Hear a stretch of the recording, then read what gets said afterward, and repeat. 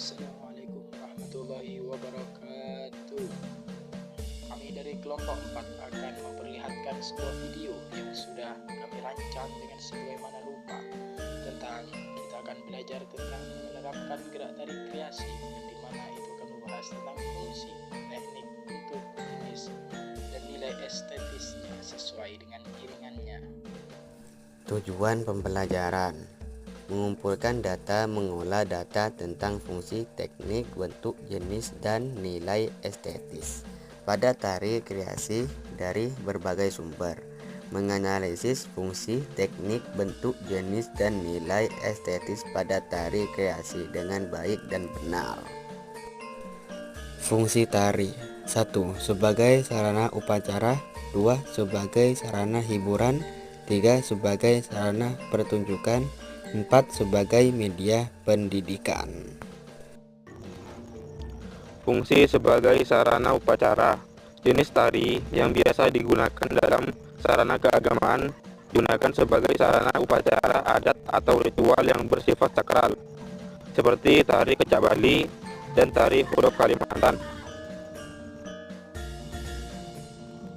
Fungsi sebagai sarana hiburan: untuk memeriahkan atau merayakan suatu pertemuan, tari yang penyajiannya dititik beratkan bukan pada keindahan geraknya, melainkan dari segi hiburan. Tari hiburan pada umumnya merupakan tarian pergaulan atau social dance, seperti tari saman atau tari piring.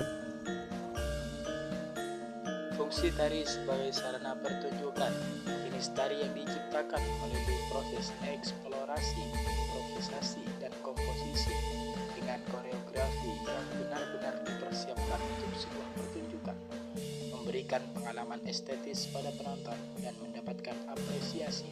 Sebagai contoh, tari merak dan tari kecak Bali.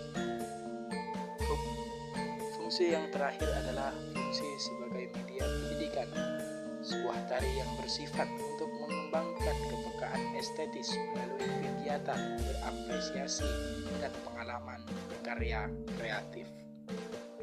Fungsi yang Teknik gerak tari kreasi: 1. Teknik gerak kepala. 2. Gerak badan. 3. Gerak tangan. 4. Gerak kaki. Bentuk penyaji tari: 1. Tari tunggal. 2. Tari berpasangan. 3. Tari kelompok. Bentuk tari berdasarkan gerakannya dibagi menjadi dua bagian, yaitu tari representasional dan tari non-representasional.